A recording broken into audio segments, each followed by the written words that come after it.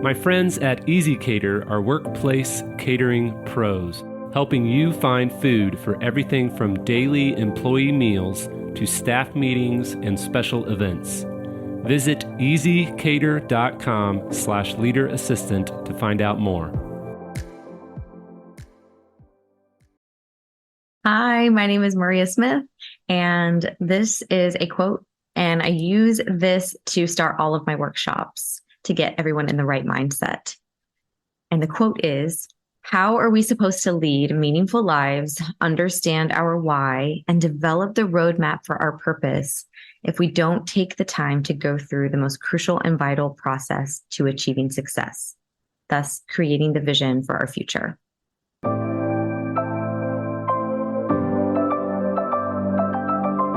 The Leader Assistant podcast exists to encourage and challenge assistants to become confident, game-changing leader assistants.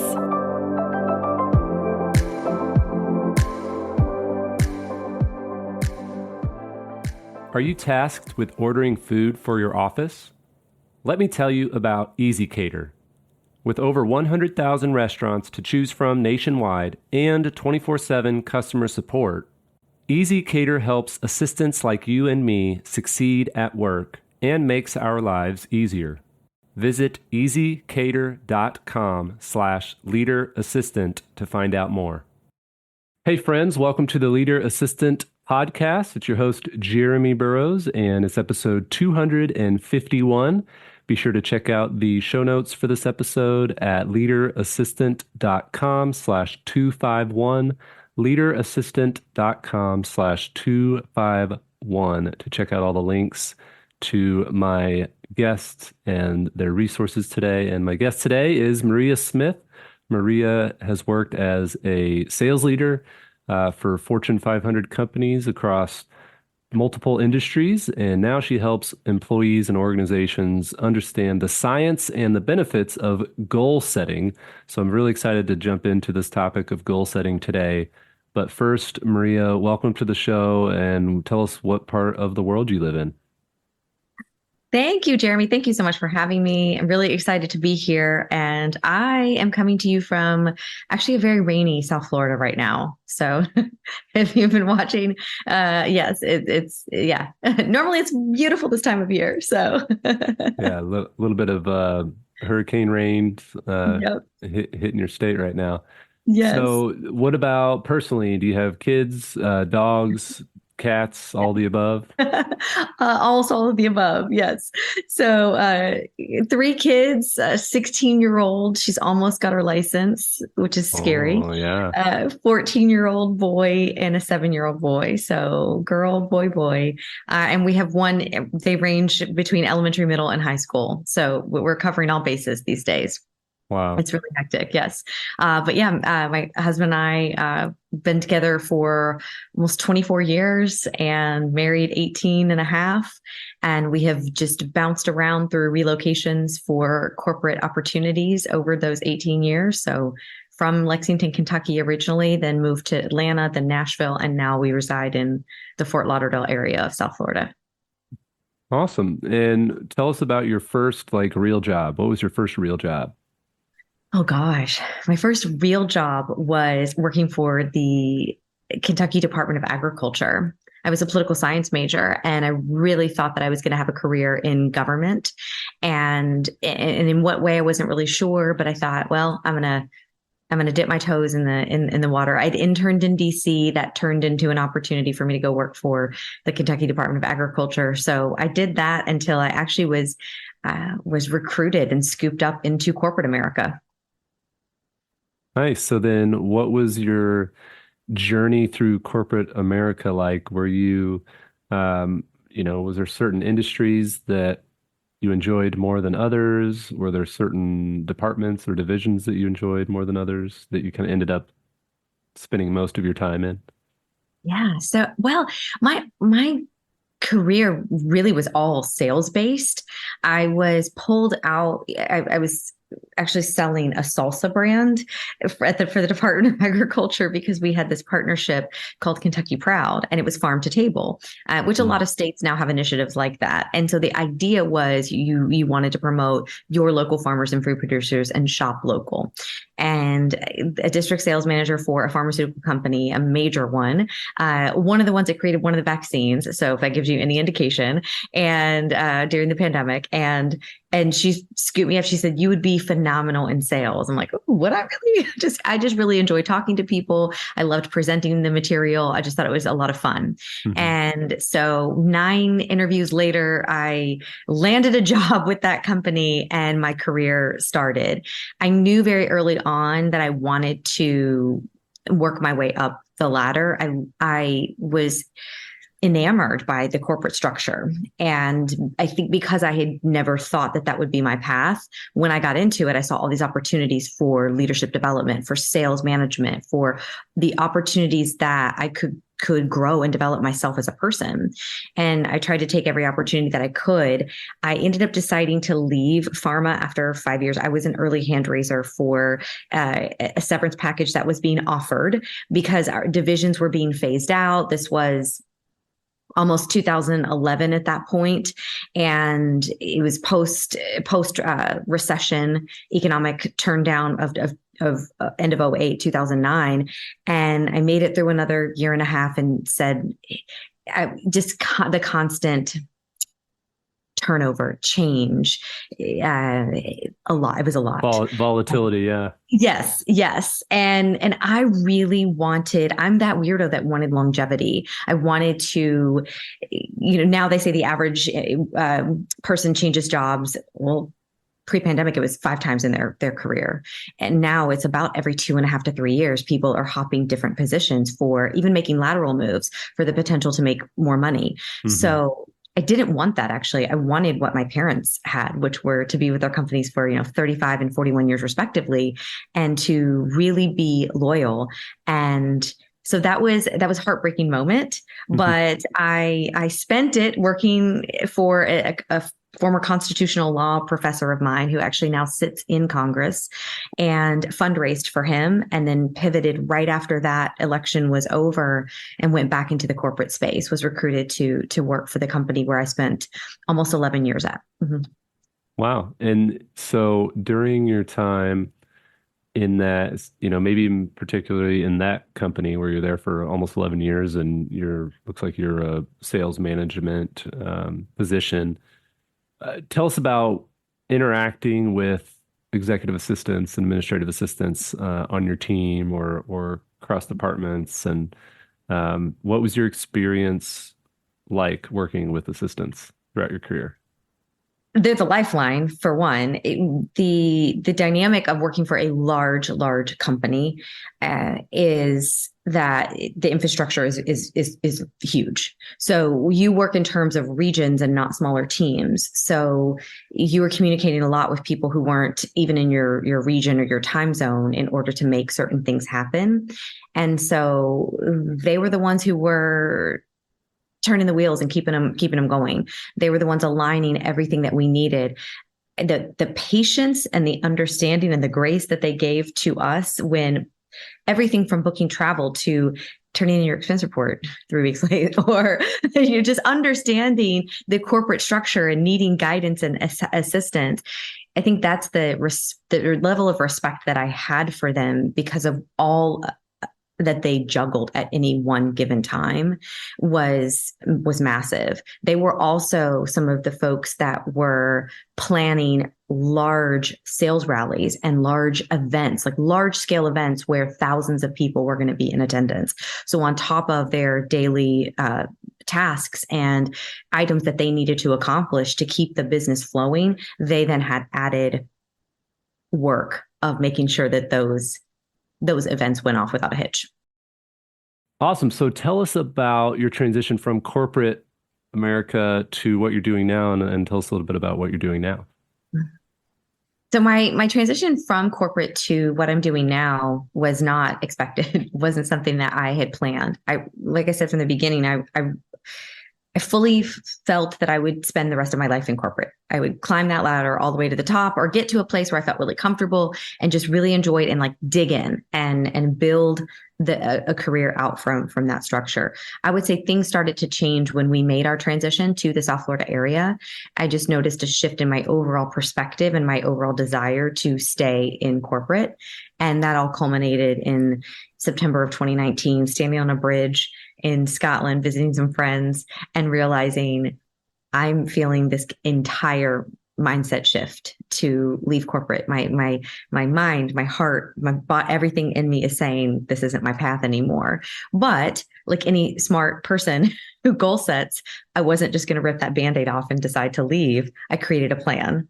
And MMS Consulting Firm was truly born out of the fact that I love helping people in my leadership roles in sales. I loved pouring into people and understanding why they were there, what they wanted out of the job that they did every day. 82% of employees feel motivated when their work is associated with a larger purpose. So knowing that, I wanted them to feel that they were aligned with a larger purpose, not just accomplishing a goal for the company's bottom line, but that they were collectively helping drive our team's initiatives. And so there was nothing, I would say that I knew that that's what I was going to do, because that was something that just ever since I was 8 years old, started goal setting, writing 3 goals down on a piece of paper, putting on a Post-it note. It would stay there on my mirror till I was a senior in high school. And those 3 goals were to become Miss Kentucky, check, graduate college, check. I'm, daughter of an immigrant, I'm first generation college graduate. And then the third one was to become a United States Senator, which no, no. Changed your mind on that one, huh? I did. And I use that as an example when I give workshops. I say, this is the beauty of being able to evolve and change and grow and develop, because then you realize, no, I don't want to do that anymore. But I knew leaving that I would do something in people development. And where I found my conversations leading with my team were them not feeling connected. And I knew that I didn't feel that way either at times. I felt extremely disconnected. I would show up at work as one person and I would show up in my personal life as another. I would say that even as an assistant, as an executive assistant, because you are working so much for someone else's goals and dreams and their cause, it's very easy to lose our identity in that person's goals and dreams and cause and what they're pushing. So I wanted to build a business and an operation that strived to work to develop the whole person into their most authentic self, so that they still got to drive their personal initiatives while supporting the goals of the company or organization or leader or CEO or entrepreneur, whoever they're working for. Nice. So what would if you meet somebody that was a great summary and kind of story of how you transitioned into that. But I'm just curious, if you meet somebody in the elevator and they ask, what do you do? What's your elevator pitch? Mm-hmm. Yeah, I tell them that I build better and more cohesive teams, and that I align people and build alignment, focus, and purpose through the vision imagery process, because that's the other aspect of it. And then typically when I mention vision imagery, they're like, and so it opens us up to more conversation. No, yeah, that's awesome. I like that. I like that phrase. It's definitely something that you don't hear much, or I don't know if I've ever heard it. But you hear from assistants. I literally got a post yesterday in our community that said, "Hey, I'm trying to figure out what the heck to put down for my goals for 2024." So assistants are always thinking about well, what do I do? How do I quantify these goals? How do I track them? How do I set them? How do I align them with my executive's goals and the company's goals? I do so much. I'm a wild card for my executive. I do so much a variety of things. It's hard to just sit down and simply write down even just 3 goals for the year. So that's why we're talking to you today, Maria, and we want help. We want help. The assistants of the world want help. So tell us a little bit about maybe step 1, even just practically speaking, when we get to that blank survey form that says, What are your goals for 2024? Mr. or Mrs. Executive Assistant. Like what do we put in there? Like how do we start? I have a 5-step process that I take all participants of my workshop through. We start with the word of the year. So if you're someone who's never done that before, I highly encourage you to do that. Everyone has some idea of how they want their year to go, whether that's to be more focused, to be more aligned, to show strength, to have peace in their life, to find purpose. There's a myriad of words. I always tell participants that Merriam-Webster's dictionary is massive and they keep adding words to it. So you have a plethora of opportunities and words to choose from. Find a word that you want to become synonymous with the year that you want to have. And I'll use an example. So my word of the year for 2023 was capitalize. A lot of people are like, that's interesting. Because I get it. It's love, peace, give, hope. I've had all of those too. I've done this for a really long time. So I'm trying to get even more creative. But I start with that word because what I wanted, the meaning that I wanted it was as I took my business to the next level, I wanted to capitalize on every relationship that I had, every networking opportunity, every person I met. I wanted to capitalize on that potential for us to connect, collaborate, or partner together. And it also had financial implications as well, because I am now an entrepreneur. So I have to support my family. I need to be able to pay bills and do all of the things to keep my business running and keep it profitable. So there was a piece of that was capitalizing on that too.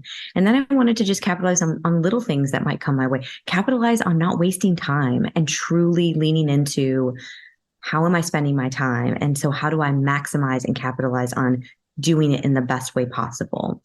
Then the next step would be after you have come to your word. And I make suggestions too. If you're toying between a saying or a phrase or a couple of words, write them all down. Write them all down. You're going to go through 4 more steps of the process. The next one is the core values, because you have to truly know who you are. It's really hard for me to show up for someone else if I don't know who I am.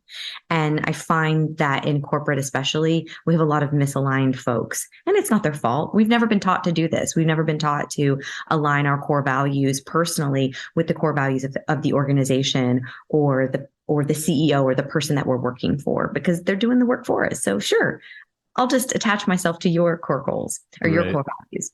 They could be the same, but you need to know that. You need to really understand that. And then the third is a mission statement. You need to write a mission statement for your life, because most organizations have mission statements. We know what Nike's is. It's just do it. I mean, that's more their slogan, their tagline, but that's essentially their mission is they are pushing people to just do it. Just go out and make it happen. So what is your mission statement for life? Mine is a few sentences long, and it incorporates some of the core values that I truly lean into: fostering deep connection, leaning into people and their passion, pouring into myself in that way as well. And then next we dive into the goals. So once you've completed the first 3 steps, really the next 3 or next 2 really flow out of that, which is defining your core goals. I break them down into 3 areas only because science, design, even media all tells us that 3 is really easy to metabolize. Anything above that, our brain starts getting jumbled and overwhelmed. That's why when I meet with clients, either personally or in a workshop setting, and they say, I've got a to-do list a mile long. Exactly. That's your problem. You have a to-do list a mile long. We need to focus on bite-sized manageable tasks every day in order to get to those goals. So we pick some overarching goals, a personal goal, a professional goal. And the caveat to that is that you want to lean into who you are. I don't really need to know how you can be better for your boss or your manager. Take an executive assistant. What is going to help you be a better version of you as an executive assistant? Like if you go into it with that mindset of, I'm not doing this for anyone else but me. I need to know what is going to make Maria a better Maria, because the byproduct of that is that I'm going to be better for whoever it is I work for. Whoever I'm assisting, I'm going to be better for them because I am leaning into myself and I know more about who I am.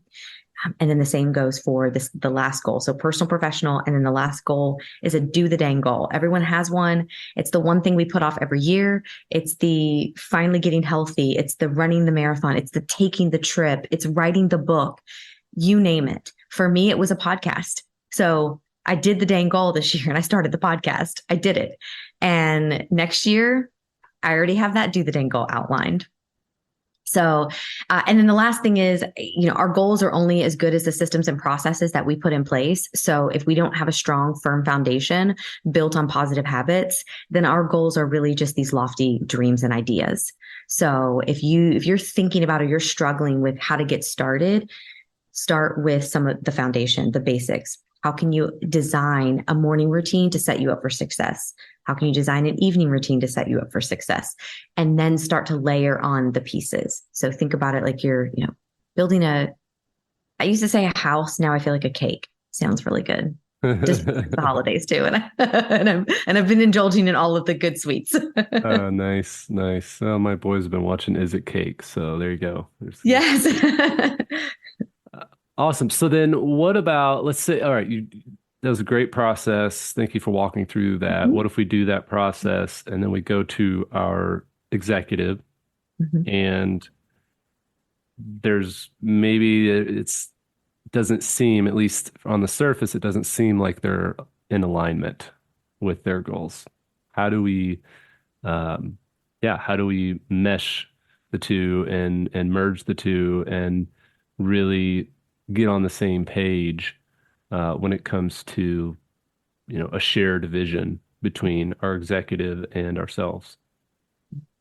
This opens up the opportunity for that assertive communication and that advocacy in the workplace, because anytime we can be an advocate for ourselves and help our leaders understand that we're people too, and we need personal development, we need that self-development as well, just as much as everything we're pushing for them, that becomes that conversation. When we can stand firm in what it is we truly want to accomplish in our personal lives, we actually we're more appealing. People respect us more when we can advocate for that to say, this is what I want. And by doing this, I can actually help you accomplish what you want to accomplish. Everyone wants to know what's in it for them, right? They teach us that in sales. It's the with them. So if I can now pitch myself to my leader and say, listen, if I lean into myself and I am the best, fullest, most awesome version of me when I show up to work every day and I'm on fire because I am pouring into myself and building a person that I'm super proud of and knows what she stands for and knows how she wants to show up in her life. Man, don't you want that person working for you? Because now when I go out and I talk about to you, I think I was listening to Kathy Wrong, and she was talking about how she pitches or how she talks to other people. And I thought it was really beautiful how she used the connections, the network, the collaborations to advance herself, how she created her own job description, to be honest. Right, yeah. She said, like, I'm just, there's no chief of staff, but I'm going to figure it out. And I thought that was really awesome, because when we can do that, we can step outside of our own comfort zone, push beyond the limits of what we think our personal development should be, our goals should look like, and truly step into that fear, but address it in a way that we feel comfortable having those conversations. It's crazy what it can do. But it really starts with that assertive communication and that advocacy, just advocating for yourself, defining what it is that you want, and then putting it back in their court to say, don't you want that person? Don't you want that version of me to show up every day? Because like, she's awesome. She's going to be incredible. Right. Well, I love the help me help you kind of side of it. It's like, listen, like I'm not just setting these goals because I think that they're going to make me awesome. And, I'm setting these goals because it's going to set me up to succeed. And me succeeding is you succeeding. Mhm. And, you reaching your goals, is part of, is frankly what my job is. I always like to say, your goals are my goals. And so, yeah, well said. And for those curious, Kathy Wrong was on episode 248. You can check it out, or my conversation with Kathy at leaderassistant.com/248. Awesome. Well, Maria, let's get into a little bit of like, long-term and short-term goals. Mhm. And I know a lot of people, they have a lot of short-term goals and they're just like, oh, I'm going to do this week. I'm going to do this month. And, but they lose sight of the long-term goals, or oftentimes they don't even lose sight. They just fail on the long term goals because they're just so focused on the here and now and the short term vision. So how do we balance long term and short term? Mhm. Long term gets us overwhelmed at times, and that's why in corporate settings a lot of times we do plan on a quarterly basis. So we'll Hmm. take a goal 3 months, 3 months, 3 months. I have private clients, I have workshop participants who will come to me and even say, is it okay for me to do 4 vision boards? Absolutely, you can. If that's how I always tell you there's no wrong way to do a vision board unless you just don't do one, and then you make one and it ends up in a drawer somewhere and you've forgotten about it. So you got to put it in front of you every single day. And so that's how every workshop culminates. But we write out the manageable tasks in between. I think that's the biggest disconnect that we have sometimes with our long-term goals. We're not breaking down the milestones along the way to get there, because really that milestone, that becomes a short-term goal of that longer-term goal. Use an example of one that it's palatable and everyone can understand, but running a marathon. I've never run a marathon. Me I don't neither. know. I don't know if I ever will, but if I were, I know I'm not going to show up and run 5 miles on the first day. I'm going to run 1 mile, and then I'm going to, and I'm going to chart that, and I'm going to track my progress, and I'm going to see, okay, great, I ran this 1 mile, and it took me 12 minutes, and the next time I run the mile, I run it in 11 minutes, and I did a mile and a quarter, and I'm slowly progressing towards that. 92%, we're about to head into a new year, right? So 92% of people fail their New Year's resolutions. 62% give up in the first month.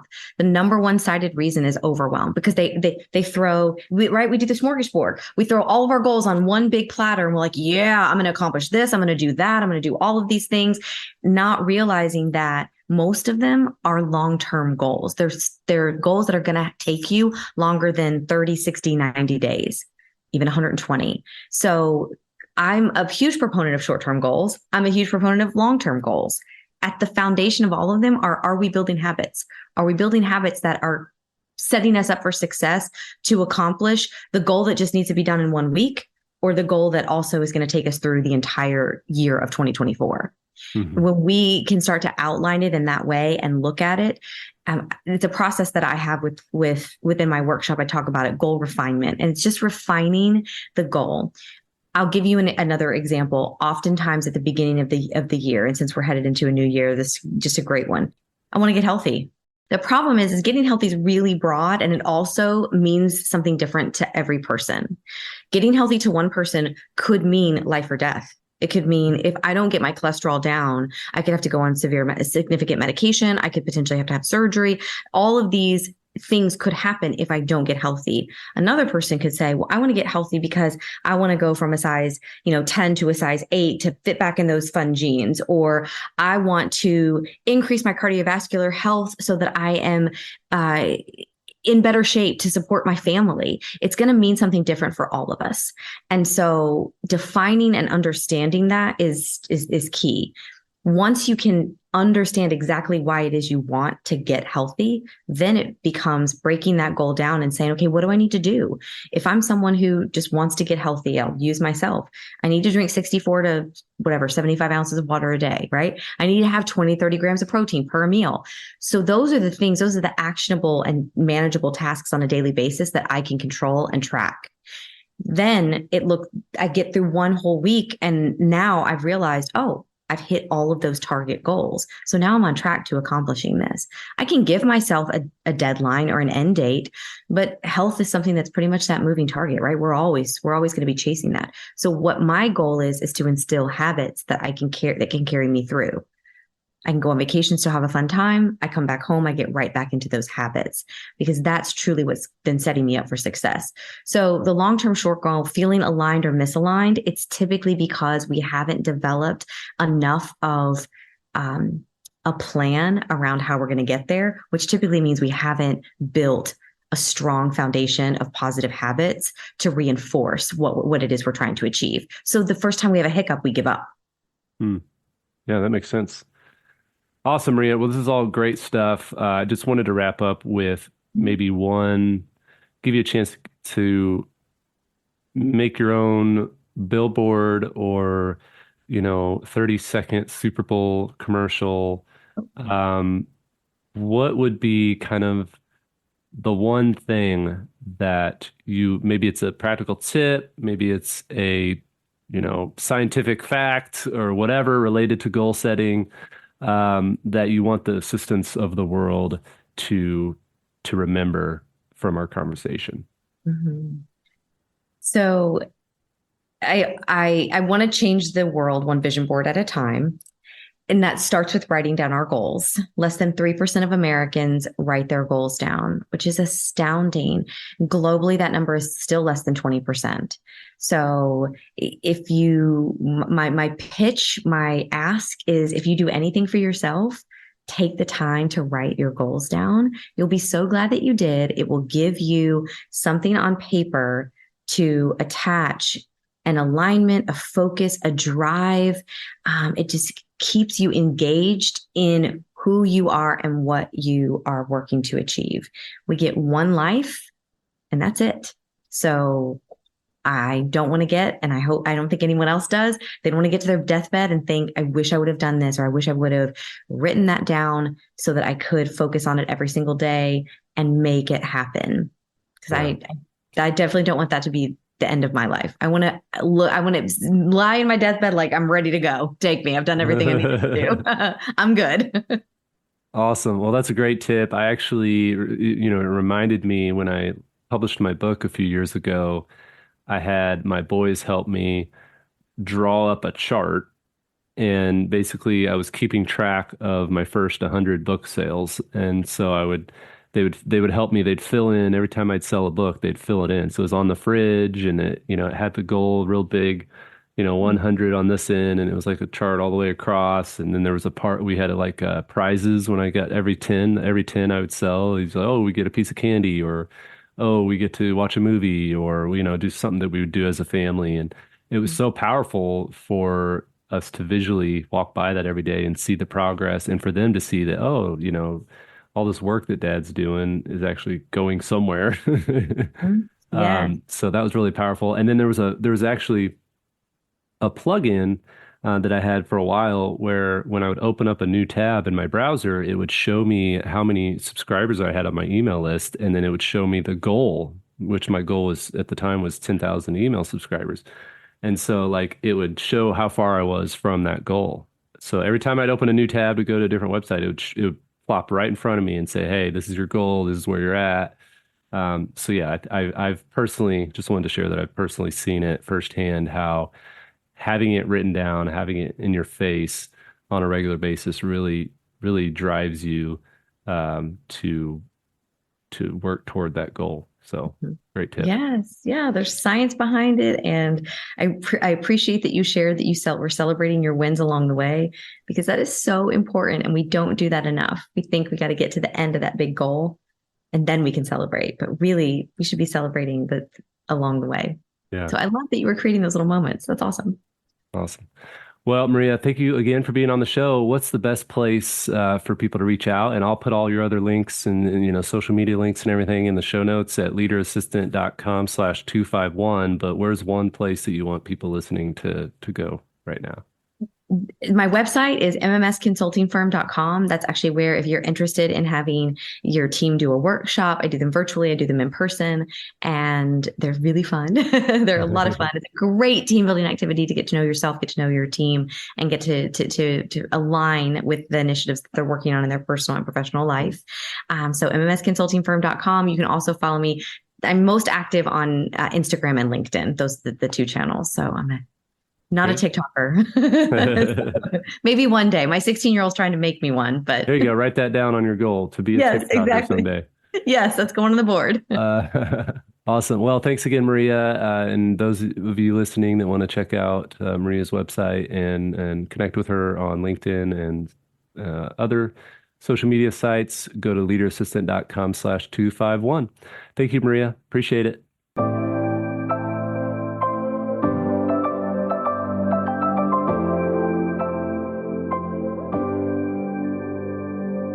Please review on Apple Podcasts.